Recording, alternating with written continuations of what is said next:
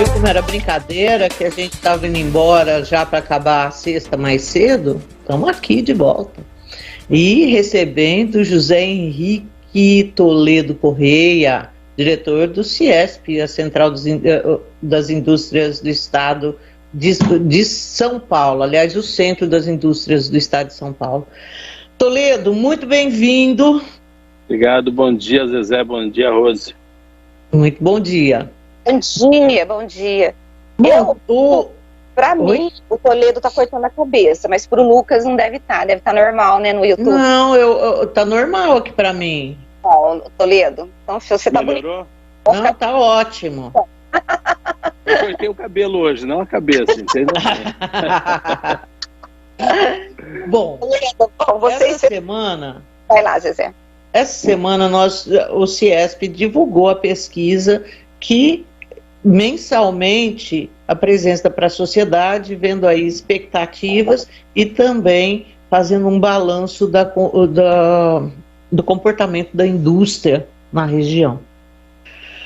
Os números não foram lá uma Brastemp, né, Toledo? Empacado, emprego também não está lá essas coisas.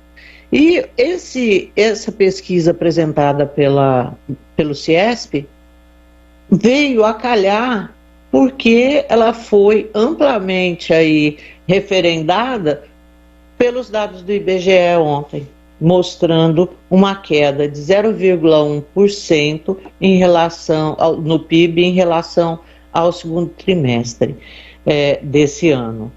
Bom, fala pra gente qual é a sensação da indústria, o quanto que a história de faltar matéria-prima para a indústria afetou o desempenho. A palavra está com você. Bom dia aos ouvintes aí da Band. Bom, eu gostaria de começar falando o seguinte, que nós, as nossas pesquisas desde o início da pandemia, o ano passado, após o período de primeiros 3 meses de adequação das empresas, como é que ia acontecer, como é que não vai, a indústria veio tendo uma retomada sempre sustentável, né? Mesmo faltando matéria-prima, houve um crescimento sustentável. Aí no final do ano passado nós tivemos a segunda onda. Houve uma arrefecida, mas logo em seguida houve uma retomada. Essa retomada, ela veio sustentável.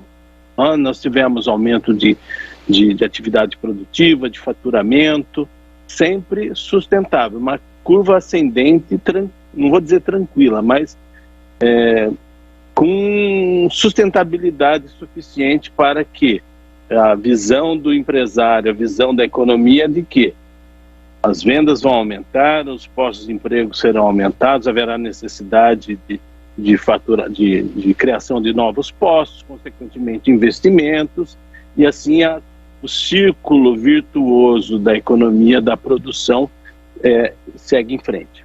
Porém, nós sabemos que o mundo passa por momentos turbulentos, né? Então a inflação não é um problema do Brasil, é um problema mundial. O custo de transporte de matéria-prima é um problema mundial, não é um problema do Brasil, né? O que nós tivemos de problema no Brasil foi a questão que a gente teve alguns meses de preocupação com relação à crise hídrica e apagão energético, coisa que aparentemente já está resolvida porque já choveu o suficiente nas represas para que a gente tenha a continuidade da geração de energia, havendo aí com isso, consequentemente, o desligamento das termoelétricas, o custo de energia vai cair nos próximos meses. Então, houve uma queda, né, na questão de faturamento, de produção. Nós tivemos até, Zezé, nós não tivemos demissões, pouquíssimas, mas nós tivemos a criação de postos de trabalho nesses últimos meses, menos do que estava ocorrendo nos meses anteriores. Então, isso é positivo. Apesar de ter uma diminuição de faturamento, apesar de ter uma diminuição de produtividade, né, os números, eles são negativos matematicamente, mas eles são positivos. Por quê? Porque as empresas continuam vendendo, as empresas continuam empregando, né, a economia está gerando. Tem uma diminuição, porque a inflação faz com que o consumidor final, que é quem compra o produto produzido, o poder aquisitivo dele diminuiu. Com isso, consequentemente, em vez de comprar 5, ele vai comprar 3, em vez de comprar 2, ele vai comprar 1. Isso afeta, mas, né, bom, o mas deixa para depois, a gente vai conversando aí, né, Rose? E a resposta virá. Dentro dessa perspectiva, para o ano de 2023, primeiro eu vou fazer uma outra pergunta. 2022, Rose. 2022, mas em 2021, vou ficar em 2021, depois eu vou para 2022.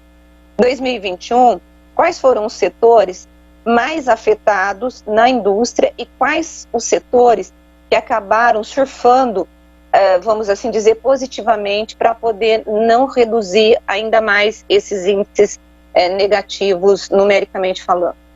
Nós não temos, né, exatamente quais são os setores.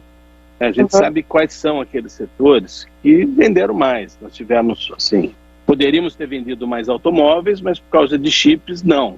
Né? Há uma demanda reprimida. Né? A gente viu aí uma retomada do setor têxtil. Se vocês pegarem os índices do CAGED, vê que a região de Americana, que tem aqui do lado, que tem boa parte da mão de obra das indústrias têxteis, né? Houve um aumento significativo de postos de trabalho. Então a gente vê. Agora, Campinas é multissetorial. Nós temos setores, né? Então, por exemplo, nós temos aqui a cadeia produtiva do agronegócio, ela é forte na nossa região, desde a fabricação de equipamentos, de medicamentos, de insumos, de semente. Isso tem toda uma cadeia produtiva que é beneficiada e diretamente beneficia toda a comunidade, todo o setor produtivo. Nós tivemos aí, eventualmente, alguns setores que tiveram alguma queda de demanda, né? Mas isso daí é compensado pelos outros setores que foram melhores. A gente vê na questão que eu vou colocar o óculos até para ver aqui, para pegar uma colinha, né? Mas a gente vê no comércio exterior, que é um comércio muito forte que tem a ver, no comércio exterior, nós temos aqui os setores principais, né, que são de máquinas, caldeiras, aparelhos mecânicos, produtos plásticos e derivados, produtos farmacêuticos, esses os exportados. E os importados, né, aparelhos e material elétrico, eletrônico, né, produtos químicos diversos. Ou seja, essa cadeia produtiva é a principal beneficiária da economia na região de Campinas, porque a gente agrega valor com o comércio exterior também. Ontem, a gente estava falando de denúncia no começo, no outro bloco, mas a notícia, né, de que o Brasil ele entrou numa recessão técnica trouxe um desânimo aqui para a gente, porque assim, eu até falei ontem que toda vez que chega final de ano, Toledo, a gente sempre quer ter esperança de que teremos um ano melhor, e não dá mais, assim, está todo mundo muito cansado com essa taxa de desemprego de 14 milhões de pessoas, a inflação alta, crise energética, e você falou que já com as chuvas isso deve melhorar para o ano que vem, isso deve refletir na indústria. E nós temos, além de tudo isso, as eleições no ano que vem. Como que as eleições, elas podem impactar esses números para a indústria? Porque a gente sabe que todo ano eleitoral é um ano que, para a economia, é um problema. Você acha que isso é um problema? Vocês estão trabalhando com esse fator para o ano que vem?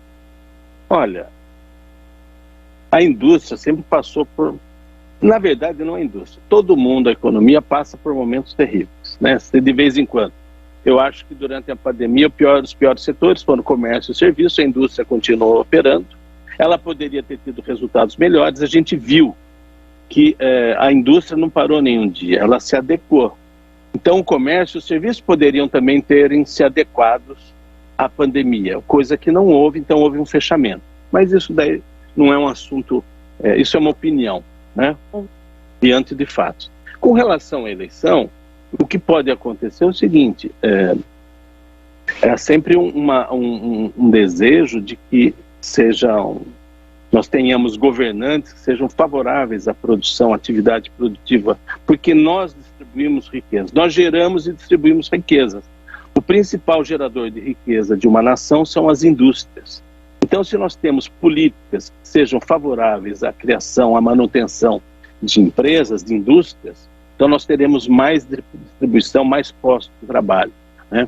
Infelizmente, nós temos um Congresso que não votam de acordo com as necessidades que as indústrias precisam, que as empresas. Eles votam através de interesses corporativos. Então, muitas decisões que o executivo gera, cria, que poderiam ser aprovados, se tiraria o Brasil do atraso, independente se é a favor do presidente, se é a favor do presidente ou não, mas são medidas muito importantes. Não, o Congresso vai lá e vota contra. Então, não é uma questão, eu falo isso não como a favor ou contra o presidente, ou aquele ou outro, não. São medidas que realmente precisam ser votadas e está na mão do Congresso, né, do Poder Legislativo. E às vezes passa, vai lá no Supremo e trava. Então tiveram diversas... Então, eu estou tentando ver isso, eu estou tentando ver quais foram essas medidas aí. Fala para mim que o Congresso travou, porque o Congresso ele anda tão amigo do presidente, e o duro é que ele sempre embute alguma coisa para lesar a gente. Eu vou dar um exemplo muito simples, baratinho, pequeno, a questão da publicação de balanços. Isso é uma coisa que impacta custos em muitas companhias. Isso não haveria mais necessidade, poderia ter baixado o custo, né, das empresas. Isso é uma coisa, porque você pega, de vez em quando você pega um jornal e você pega um balanço de uma grande companhia, você pega aqui de Campinas, da Sanaz, você tem um jornal. Quando eles publicam um balanço, são dezenas de páginas que estão publicadas por força de lei. Você imagine milhares de empresas que têm que fazer isso. Não há necessidade, hoje você tem internet, você publica o balanço no site da sua empresa. Nós tivemos aí a questão de leis trabalhistas, de adequações. O Brasil precisa se adequar a questões de leis trabalhistas, de leis tributárias. Quando sempre tem algum projeto importante ou uma medida provisória importante, né, a gente viu o César Maia, filho dele, o Rodrigo Maia, sentar em cima e prescrever, entendeu? Então isso daí poderia ter feito um efeito produtivo, virtuoso muito forte na economia, mas não, aí é uma questão de birra política, ou seja, não é político, não é uma questão de pensar no Brasil, é pensar na direita ou na esquerda, no meu partido ou no seu partido. Um outro exemplo é o aumento aí do custo fundo partidário. Para que isso? Absurdo. Absurdo. Isso daí poderia ser gerado. Aliás, essa PEC aqui, eu não sei se o Senado vai conseguir manter, aliás, a Câmara vai manter o que ela havia aprovado e o Senado mudou, mas você ter 109 bilhões para acabar com a pobreza, eu acho que é justo, porque as pessoas estão passando fome. Agora, para aumentar fundo eleitoral, para aumentar salário de funcionário público, que raiva, cara, que raiva. A gente só vai conseguir ajudar a fome porque decisões de Estado, vamos dizer, de presidente, de primeiro-ministro, não acabam com a fome. Não acabam. Você tem muita gente falando assim, olha, o preço do café está tanto, o preço da carne. Não adianta congelar, não adianta pôr preço. Isso daí quem regula é o mercado, é oferta e procura. Concordo, então, eu também acho que não tem que ter intervenção nenhuma, só dar uma ajuda agora por causa do desespero. Mas a ajuda por causa do desespero, Zezé, ela pode quebrar milhares de empresas e gerar mais desemprego. Então são situações que se a empresa não aumenta, não adequa ao preço dela e põe no mercado, ela fecha, ela vai ter que demitir. Então não é uma coisa, é você. Você está na sua casa, você tem a sua família. Uma pessoa da sua família perde uma fonte de renda, você tem que tirar os filhos da escola de inglês, você tem que parar de pagar o clube, você tem que pagar não sei o quê, só vai pagar dispensa diarista, porque você não tem condição. Agora, não, eu vou manter tudo isso e vou usar o cheque especial, vou usar o cartão de crédito. Dá 6 meses, você está quebrado. Não, concordo, eu acho que assim, assim, em termos, você dá essa ajuda agora, eu não vejo outra forma, porque alguém tem que dar. Na porta da minha casa, eu digo aqui sempre, tem pelo menos 3 famílias toda santa semana que vêm aqui pedir o que comer. e tem filhos, e você olha, são pessoas necessitadas disso. Agora, eu não concordo em absoluto com usar o cheque especial para poder fazer qualquer outra coisa que não seja isso. E, aliás, isso eu acho que tinha que ser tirado das emendas, né, dos gastos que esses irresponsáveis aí dos senadores e deputados colocaram nas nossas costas, para construir a pontezinha, para depois ir lá inaugurar e manter o curral eleitoral. Isso eu acho o fim da picada. Mas eu acho que eles não constroem pontes, eles continuam com as balsas, viu? Porque dá mais dinheiro, deixa na mão, né, das pessoas. Mas em relação a isso, eu quero dizer o seguinte, até acho que é uma coisa que tem que ser feito, que tem que pensar o seguinte, quem vai conseguir equalizar essa questão da fome é a partir do momento que a gente conseguir gerar emprego. As empresas têm que ter condições. Então, a gente vê aqui em Campinas, o prefeito está tentando, fez a lei da questão dos galpões industriais para baixar a alíquota do IPTU. Isso ajudará, ele não pode baixar o IPTU por causa da lei de responsabilidade fiscal. Então tem que haver mecanismos. As cidades da região têm que estudar isso, porque o custo Brasil e o custo Campinas é alto. A partir do momento que a gente começa a ter um custo muito grande aqui para as empresas se manterem aqui, elas vão embora. Nós tivemos nos anos 90, quantas empresas foram embora para Goiás, né, que fez a guerra fiscal? Nós perdemos grandes corporações. Muita empresa foi para o Paraguai, saiu até do Brasil. Foi para Goiás, foi para Campinas, foi para Sumaré, foi para Santo Antônio da Posse. Então, tem que ter uma política. Desculpa, Rose, só para fechar. Passa pelos vereadores, passa pela Assembleia Legislativa, passa pelo Congresso Nacional, que nós temos que ter uma política de desenvolvimento e não uma política de picuinhas partidárias.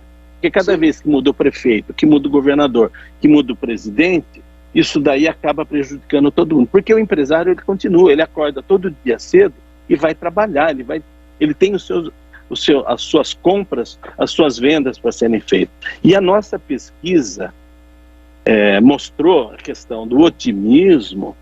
Se vocês pegarem a pesquisa lá, fala que o empresário, ele confia, o industrial confia na empresa dele, o industrial confia no produto que ele faz, o serviço que ele entrega, ele confia no mercado que ele tem, né?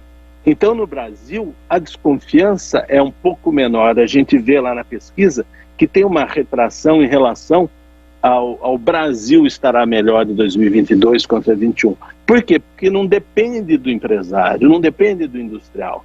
Depende de medidas que precisam ser tomadas por governantes que muitas vezes agem de acordo com o interesse partidário, não corporativo. Não partidário, mas corporativo.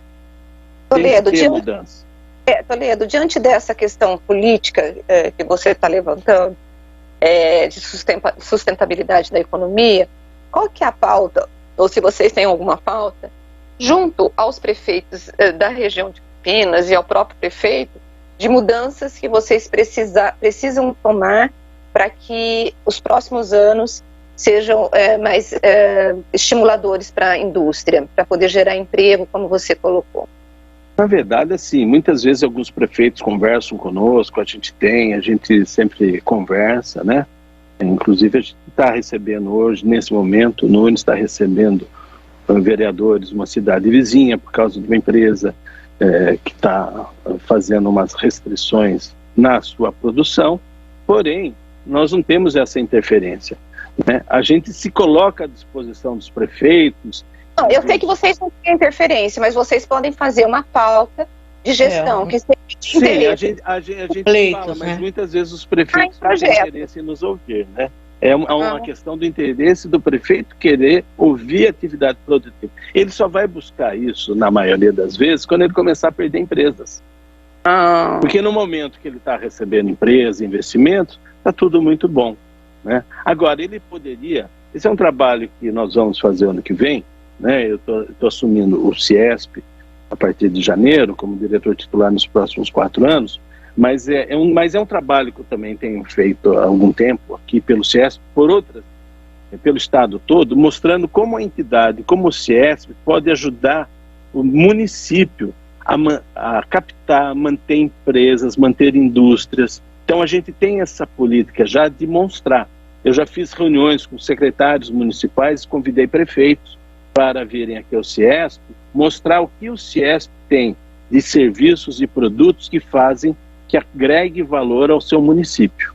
Então isso a gente já fez, a gente faz. Houve uma mudança, nós estamos com prefeitos novos há um ano, nós vivemos um momento de pandemia e nós não podemos ter muitas reuniões, e esse tipo de reunião é uma reunião que tem que ser presencial, e não pelo Zoom, ou pelo Meeting, ou pelo outro tipo, pelo Skype que nós estamos aqui. Então é muito importante que seja pessoal, haja um convencimento dos prefeitos.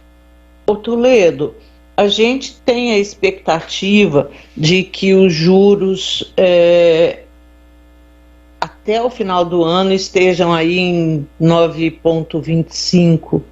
Quer dizer, nós saímos de 2 e vamos para esse tantão aí. Qual o problema que você vê com os juros chegando nesse patamar? E a outra pergunta é se esse juro você vislumbra ele descer de novo, cair. E fala também um pouco da inflação. Como é que você está vendo essa inflação? Esses 3 itens aí, eu vou falar para você que eles passam pelo que a gente está passando hoje com uma crise mundial. Se você tem, no nosso entender aqui, o ministro Paulo Guedes estava fazendo antes, logo após a posse, o primeiro ano, fazendo um trabalho, os juros caiu. Aí, a partir do momento, houve uma redução drástica de gastos públicos ligados ao poder executivo, né?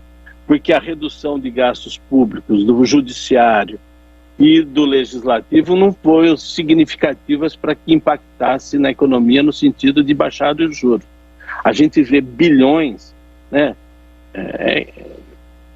Veja aí só a questão de quanto que custa a justiça eleitoral, quantos funcionários tem, quanto que é o custo dessa justiça eleitoral. Você vai ver que alguns bilhões poderiam ter uma destinação diferente, né? Poderia estar na justiça comum ou ter outro tipo de uso. Por quê? Porque o mundo mudou, o mundo evoluiu. A justiça também tem que evoluir. Então você tem gastos absurdos nesses poderes que impactam diretamente no custo, que vai influenciar a inflação, vai influenciar a alta de juros, mas isso também independe, está ligado a preço de inflação mundial, porque o preço, por exemplo, a gente vai pegar aqui no preço dos produtos industriais, puxando de volta para a indústria conversa. O frete marítimo aumentou absurdamente. Então eu estive ontem numa indústria química, pequena indústria aqui de Campinas, aonde ele pagava R$10 mil para trazer um produto químico da China, hoje ele custa R$30 mil, ele não traz mais. Ele tirou de linha esse produto. Agora um associado nosso que importa um tipo de liga especial de aço para fabricar o produto dele, né, aumentou absurdamente o frete, porque ele precisava trazer não um container, mas 2, 3 containers. Olha o custo que impactou isso na inflação, porque você tem que repassar. Se você não repassar, você quebra a empresa. Mas isso é uma fase, as coisas vão mudar, ou isso vai continuar, porque nós temos agora a necessidade de implementar, por exemplo, uma nova política de emissão de carbono e tudo mais, e são essas demandas agora para manter um mundo sustentável que estão impactando também. Como é que você vê isso? Não, é mais ou menos assim, o mercado se adequa, né? Se você sobe muito o preço, você não vende mais. O problema é quando você tem monopólio, né? No caso do transporte marítimo, os containers, né? São 2 empresas que dominam o mundo, né? Então isso é uma questão problemática, mas de outras maneiras né, os empresários, as pessoas, elas são criativas o suficiente para criar novas saídas. Com relação ao carbono, isso daí, também a tecnologia está evoluindo o suficiente para que a gente consiga adequar, né? Bom, sobre a inflação, assim, a gente teve muita coisa que impactou nesse aumento de preços, né? E, aliás, até nesse PIBinho que foi um problema. É bom que a gente explique para o ouvinte que, ao final, né, provavelmente no ano que vem o IBGE vai divulgar que a gente teve crescimento, que a gente está falando aqui de 2 trimestres que foram ruins, mas outros que foram, vai ter um crescimento de 4%, é isso? A previsão eu vi 4%, mas olha, nós estamos colhendo ainda e vamos continuar colhendo o lockdown que nós tivemos. O preço dos alimentos caiu. Você lembra o ano passado que caminhões e caminhões chegavam ao CEAGESP e tinham que jogar fora produções e produções de produtos perecíveis? O que o produtor fez? Ele não plantou mais. Vai jogar fora? Não vou plantar. Preço sobe, inflação sobe. Então, a sensação que eu tenho também, em grande parte do agronegócio, foi a questão da seca, né? A gente ouve muita gente falando, muito produtor falando, aquela safrinha que geralmente salva a lavoura. Sim. Então, o campo, ele sempre tem essas questões. Se quem não tem a irrigação, ele depende da natureza. A natureza é nuvem carregada e chovendo dentro daquilo que ele está esperando. Em algumas regiões houve seca, né? Mas aí você tem a retração, a inflação decorrente, muito decorrente no mundo todo, da paralisação da atividade econômica. A indústria continuou. Imagine se a indústria tivesse ficado em lockdown, nós estaríamos vivendo o caos, porque não teria alimentação, não teria muitos produtos básicos, estariam, e precisa da agricultura para fornecer alimentos, Agora, eu acredito que, não vou falar do passado, mas nós estamos colhendo esse fruto, Talvez medidas tentaram acertar nas medidas, mas elas poderiam ter sido mais flexíveis. Isso é a minha opinião. Não como entidade, mas como pessoa. Ok, tá jóia. Gente, vocês estão ouvindo aí um barulhão, né? Estão cortando a grama aqui em frente à minha casa. Mas, Rose, você tem mais alguma pergunta? Não, nenhuma. Podemos deixar o Toledo ir trabalhar. Você ficou muito quieta hoje, Rose. Pois é. Estou acostumado com os seus cutucões. Ah, é? Bom, Toledo, acho que vai ser difícil a gente falar de novo até o Natal. Feliz Natal, feliz Ano Novo. Obrigado a todos vocês aí, toda a família. E que o ano que vem seja melhor que esse, para a indústria, para o comércio, para serviços, para todo mundo, porque a gente precisa de uma economia forte, gerando emprego, para ter as pessoas vivendo melhor. Mas eu senti você muito agoniada, Zezé, não fica não. Acho que a gente trabalhando, a gente indo atrás, a gente consegue evoluir isso daí. A gente precisa ouvir e ver também as coisas boas que estão acontecendo. Tem muita coisa boa acontecendo nesse meio de coisa complicada que aconteceu e que vai. Nós já tivemos momentos piores no Brasil na economia. Infelizmente... Já tivemos. Posso falar mais um pouquinho rapidinho? Claro. Por exemplo, eu estive semana passada e essa semana em 3 eventos de denominação de escola do SESI, em Amparo, em Jundiaí e ontem em Valinhos. Só a unidade do SESI de Valinhos, que é gerida pela Fiesp, por empresários industriais paulistas, só a unidade aqui de Valinhos forneceu 300 mil marmitas diárias para pessoas necessitadas. Aqui o SESI de Campinas também forneceu um número semelhante. E a gente ouviu ontem, nós estivemos ontem, e semana passada também, com os funcionários, as pessoas da cozinha do SESI, que acordavam às 4 horas da manhã, que tinham que chegava às 4 horas da manhã na cozinha industrial do SESI, que é uma cozinha industrial que existe para fornecer refeições para os alunos que não estavam em aula. Nós fornecemos essas refeições para os necessitados. E os depoimentos dessas pessoas são fantásticos, são emocionantes. Olha, eu fico até arrepiado de lembrar o que uma delas falou ontem, foi muito bonito, ou seja, as pessoas, nós fazemos, nós continuamos trabalhando, nós geramos riqueza e geramos ajuda para as pessoas. Então, eu acho que o trabalhar não faz mal para ninguém. O brasileiro precisa acreditar que o trabalho não mata, né? E mantendo todas as distanciamento, a questão de higiene, dá para todo o comércio, serviços funcionarem, porque não dá para ficar parado. Mesmo que venha essa Omicron aí da vida, não pode ter mais lockdown. O lockdown vai nos afundar num momento muito pior. Então, eu acho que o Brasil tem que ser mais forte que isso.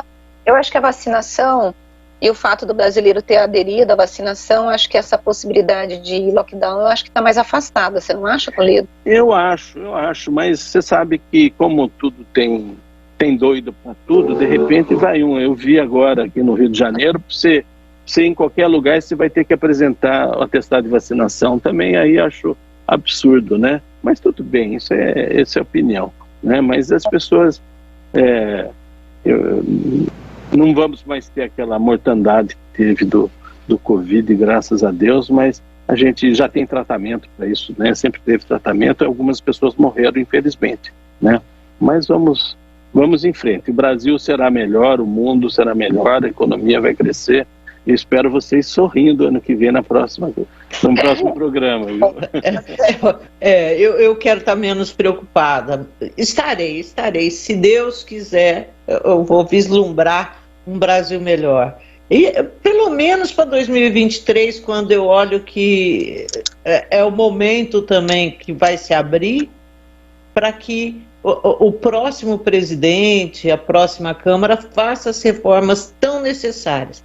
Todo mundo diz que as reformas têm que sair nos primeiros 2 anos. Então, teremos 2 primeiros anos novamente a partir de 23. Isso é fantástico. Eu já, quanto a isso, eu sou meio cético, né? O Congresso, a renovação teria que ser muito violenta para poder fazer essas reformas necessárias.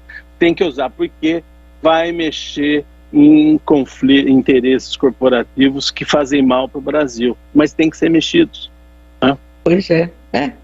Mas tem que ser mexido, concordo. Tem que ser mexido. Você paga ticket de refeição de R$ 1.700 para os seus funcionários? Vou falar uma coisa para você, isso daí também, viu? A gente trabalha para pagar para os outros, entendeu? A gente não trabalha até maio para pagar só de impostos por ano.